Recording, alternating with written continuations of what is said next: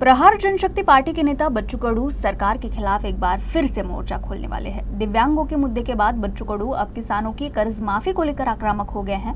वे सभी सत्तारूढ़ विधायकों के घरों के सामने अनोखा विरोध प्रदर्शन करेंगे। गले में नीला झंडा और हाथ में भगवा झंडा लेकर प्रदर्शन करने का ऐलान किया है। बच्चू कडू खुद नासिक में कृषि मंत्री मानिकराव कोकाटे के घर के बाहर विरोध प्रदर्शन करेंगे। साथ ही कहा कि हमें विरोध करने की कोई इच्छा नहीं है, लेकिन सरकार गंभीर नहीं है, इसलिए अब आंदोलन का ही रास्ता बचा है। आज पुऱ्या महाराष्ट्रभर शेतकरी आणि प्रहारचे कार्यकर्ते सत्ताधारी आमदारांसमोर टेंब लावून आंदोलन करणार।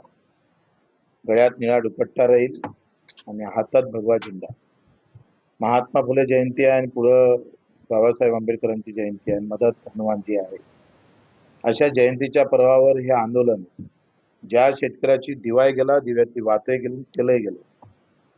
सरकारच्या दप्तरी आणि बजेटमध्ये सरकारजवळ 30-40 हजार कोटी सुद्धा खर्च आले नाही असं सांगून बाहेर निघण्याचा जो प्रयत्न करत आहे, प्रभू रामचंद्राची शपथ घेऊन आमच्या देवेंद्रजींना मूर्तिजापूरला सांगितलं होतं का 7-12 कोरा कोरा कोरा असं म्हणत घोषणा केली होती आणि मतं घेतले होते। तो 7-12 कोरा करण्यासाठी हे आंदोलन आम्ही करतो आहे। मी स्वतः आज माणिकराव कोकाटे जे कृषी मंत्री आहे, शेतकऱ्याचं नेतृत्व सरकारमध्ये कृषी मंत्री घेऊन जे करतं, त्यांच्या घरासमोर जाऊन आम्ही आंदोलन करतो आहे। दिवसा त्यांना शेतकरी दिसतच नाही, पण किमान हा रात्री आम्ही पाहतो हा कार्यकर्ता या शेतकऱ्याच्या व्यथा माणिकराव कोकाटेच्या घरासमोर जाऊन मी स्वतः आणि बाकी महाराष्ट्रात सगळीकडे आंदोलन होईल। सरकारनं जर हे मानलं नाही तर आंदोलन अधिक आम्ही पाहतोय धडाकेबाज समोर केलं जाईल।